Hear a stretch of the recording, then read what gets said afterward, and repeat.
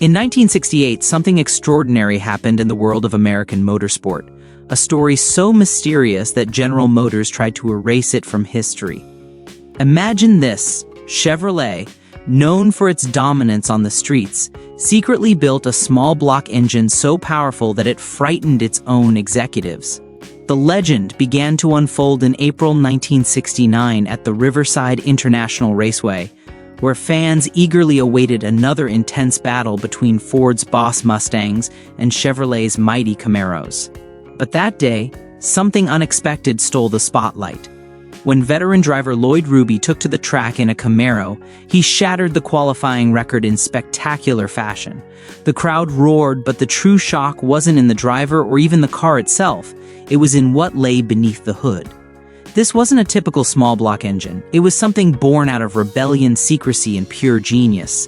A creation from the mind of Smokey Yunick, a man known for turning every rulebook into a puzzle waiting to be solved.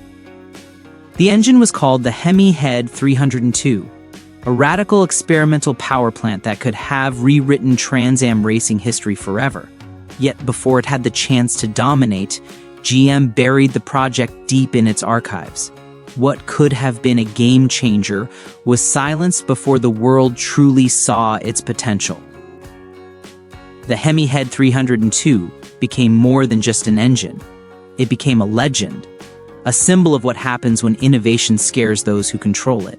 Today, we revisit this buried chapter of racing lore and uncover 10 unbelievable facts about the 1968 Smokey Yunick Camaro, the car that could have changed everything.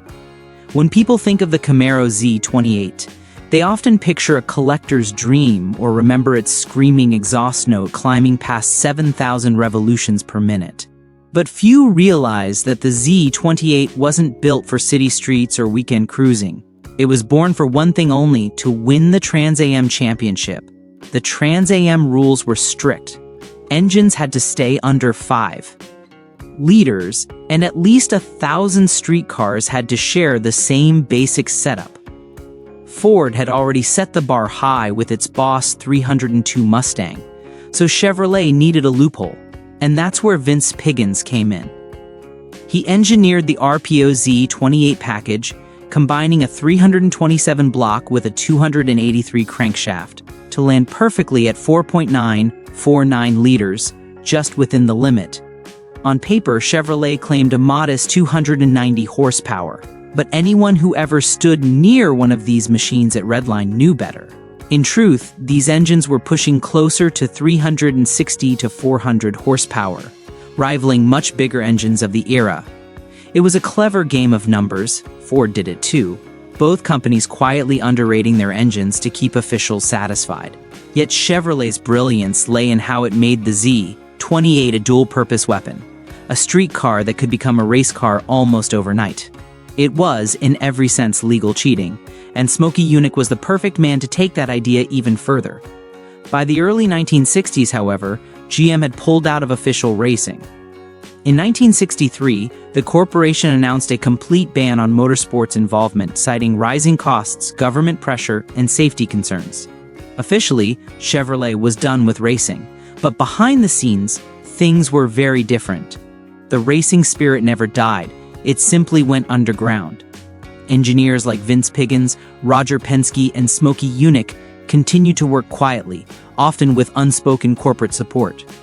Parts were passed under the table, engineering data was leaked to trusted teams, and money quietly funneled its way into independent racing outfits. While Ford publicly supported racing through Bud Moore Engineering, Chevrolet fought its battles from the shadows. Every Camaro that dominated on track carried the fingerprints of this underground network. Officially, GM could claim innocence, but on race day, their machines spoke louder than any press release. And at the center of this underground rebellion stood Smokey Yunick, the man who refused to follow rules he didn't agree with. Before becoming one of the most ingenious minds in motorsports, Smokey had flown B-17 bombers during World War II, an experience that shaped his fearless mindset. His philosophy became legendary: if it isn't written in the rulebook, it isn't illegal. Operating out of his Daytona Beach shop, famously called the best damn garage in town, Smokey turned racing cars into science projects. He would acid dip body panels to shave off hidden weight, reshape windshields to improve aerodynamics, and even build cars so fast and efficient that NASCAR banned them before they ever hit the track. To Smokey, every rule was an opportunity. His creative defiance earned him 57 NASCAR Cup Series wins, an Indianapolis 500 victory, and 2 Mechanic of the Year awards. Yet his greatest legacy wasn't the trophies. It was the way he changed racing forever. He proved that victory wasn't just about horsepower, but about intelligence, imagination, and nerve. In 1967, Smokey took his genius to the Bonneville Salt Flats. Under the blazing sun, 3 Camaros roared to life, each one modified beyond recognition, yet disguised to look factory stock. 2 carried highly tuned 302 small blocks, producing around 445 horsepower, while the third packed a detuned 396 big block, pushing roughly 540 horsepower. He stripped unnecessary weight, smoothed the body lines to cheat the wind, and lowered the cars until they looked like missiles hugging the salt. The results were staggering. Smokey's Camaros set over 30 speed and endurance records, with one topping 190 miles per hour, unheard of for a street-looking machine at that time. But Smokey wasn't done pushing boundaries. After his success at Bonneville, he set out to create the ultimate small block, the Hemi-Head 302, also known as the Porcupine for its wild-looking spiked valve arrangement. This wasn't just another experimental engine, it was a statement, featuring all-aluminum semi-hemispherical heads. With centered spark plugs, the Porcupine was pure engineering insanity. The valves were massive, 2.05 inches for intake, 1.94 for exhaust, and compression soared to a staggering 12.51, topped with a unique cross-ram intake and twin Holley 585 carburetors. It could move air at 1,170 CFM, almost twice that of a standard Z28. Above 7,500 revolutions per minute, the Porcupine didn't just make power. It screamed. It was an engine meant for battle, not for the boulevard. Compared to Ford's Tunnel Port 302, the Porcupine pushed the limits even further, blending the compact aggression of a small block with the raw brutality of a big block. On the dyno, it hit an unbelievable 501 horsepower, making it one of the most potent small blocks ever built. Smokey Yunick's Hemi-Head Camaro was never mass-produced. It was too wild, too unconventional, and far too powerful for GM's cautious corporate image. But in the world of motorsports, legends aren't always made by winners. Sometimes they're made by those who dared to dream too big. And Smokey Yunick, he wasn't just bending the rules, he was rewriting them. What happens when a secret-built small block engine screams past 8,000 revolutions per minute? In a quiet, hidden dyno session, Smokey Yunick's experimental Hemi-Head 302 did the impossible. The gauges climbed until they read 501 horsepower, without a turbocharger or supercharger, just pure, naturally aspirated power from a 5-liter engine.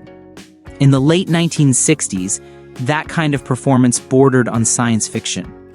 Veteran racer Lloyd Ruby took the wheel for the first test run, and when he stepped out, pale and shaken, he could only say, "It pulls like a jet fighter, but it feels like it's about to explode."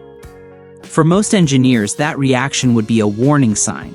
For Smokey, it was the ultimate compliment. He wanted an engine so fierce it scared even the toughest men brave enough to hit the throttle.